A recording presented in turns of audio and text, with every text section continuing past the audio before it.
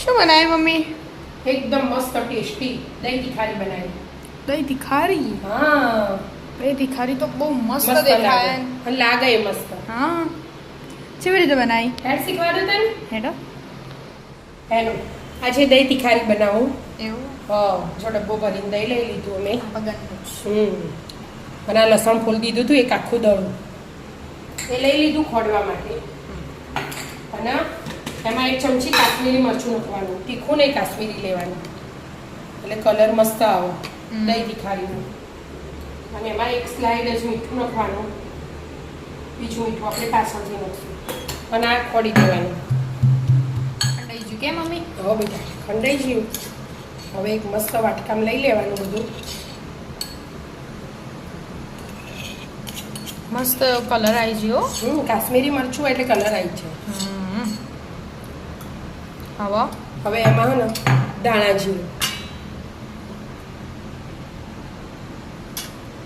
હળદર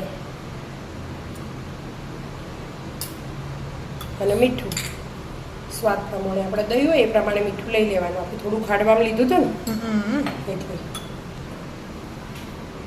અરે મસ્ત લાગે ના? હા એકદમ ના ગરમી તો મજા આવે। હવે થોડું એમાં પાણી એડ કરવાનું। શાના હાથે ખવાય? બધા રોટલી રોટલા પરોઠા બધા હાથે આપણે ખાઈએ જ છીએ। મસ્ત લાગે. હવે બધું મિક્સ કરી દેવાનું થોડું પાણીમાં એટલે મસાલો બધો હાથે થઈ ગયો। હવે વઘારમાં નાખવું ને બરાબર આપણે હવે વઘારની તૈયારી કરીએ। હા આ સાઈડ પર મિક્સ કરી જઈએ અને વઘારની તૈયારી કરી દઉં।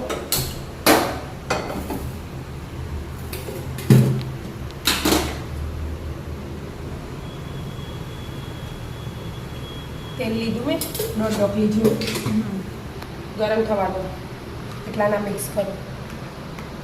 બહુ પાણી નહીં એડ કરવાનામાં, બહુ વધારે ઢીલું થઈ જાય. ઢીલું થઈ જાય એટલે આટલું જ રાખવાનું। બરાબર ગરમ થઈ ગયું કે? હવે બેટા જીરું એડ કરી દેવાનું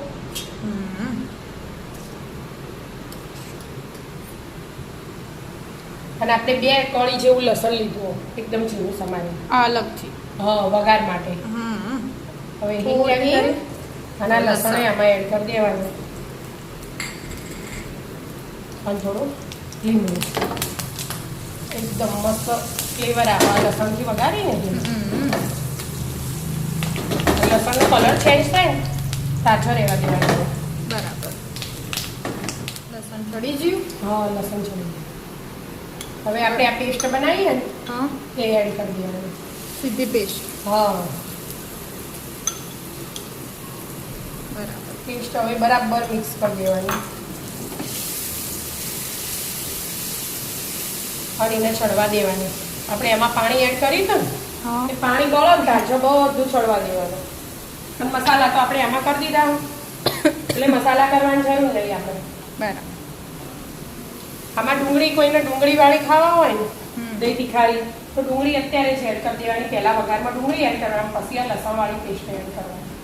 પણ આપણે ડુંગળીવાળી નહીં ખાતા, આ પપ્પા ના પાડે કે દહીં ડુંગળી હાથેમાં નહીં ખાવું એવું બરાબર એટલા માટે।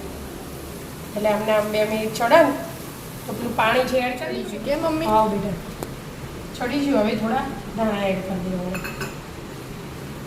અને ગેસ બંધ કરી દેવાની પહેલાં।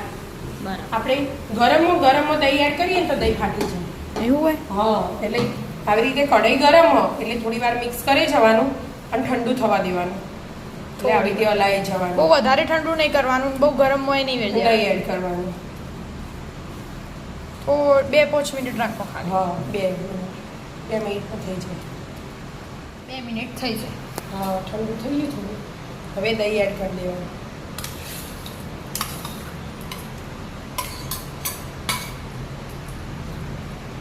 અને ધીમા હાથે બધું મિક્સ કરી દેવાનું મસ્ત।